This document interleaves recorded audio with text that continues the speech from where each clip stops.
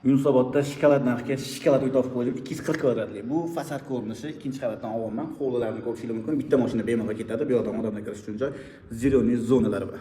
Endi xonadonning ichidan boshlaymiz. Xo'p, xonadonimizning mana tepa qavati umumiy podvol bilan hisoblaganda 9 ta xona. Jigarlar 240 kvadratli xonadonimizning obzorini ketdi.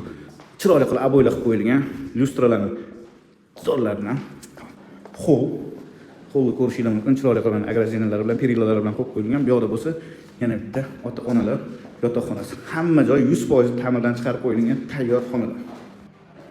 Bu yoqda yana bitta xonasi, ko'rib turganingizdek, juda ham shinam qilib, akkuratli remontlar, xo'p, ataplaniya sistemalar, romlarning yaxshisi, pollarning hammasini chiroyli qilib qo'yishgan ekan.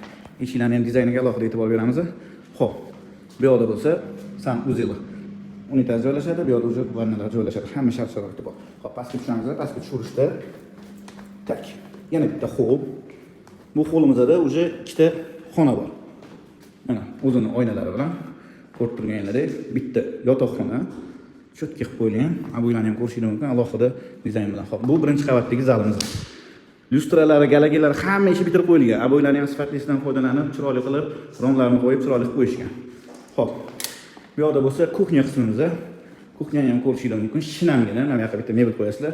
Choy ichishga mana bu yoqqa bitta uголок qo'yib qo'ysanglar, pollari to'pli pol, ataplaniya sistemalari ko'rib turganingizdek, moshnilardan qo'yilgan, boiler, kotel hammasidan.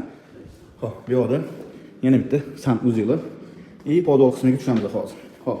Podvolni ham chiroyli ta'mirdan chiqarishgan, to'pli pol bo'lgandan kafillar qilib qo'yishgan. Zax o'tmasligi uchun hamma ehtiyotlar ko'rilgan. Xo'p. Bu yoqda yana bitta xonasi. Chiroyli qilib emulsiya qilib qo'yilgan, ko'rib turganingizdek, dekor plaslardan foydalanib, hamma shart-sharoitni qilib qo'yishgan. Jigar, ikkita oila bo'lsangiz ham bemalol kelib yashaydigan joyi. Bu yoqda mana endi remont bo'lgandan keyin hamma narsasi turibdi. Estirib olinadi, bitta tozalab olsanglar, cho'kki joy bo'ladi. Xo'p. Yana bitta xona. Umumiy ko'rib turganingizdek 9 ta xonasi bor. Endi hovlini ko'ramiz. Hovli qismi ko'rib turganingizdek hamma shart-sharoiti bor. Mashinani qo'yasizlar, mazza qilib yashaydigan joy. Zeleniy zonalar ham bor. Kislorod yetib turishi uchun.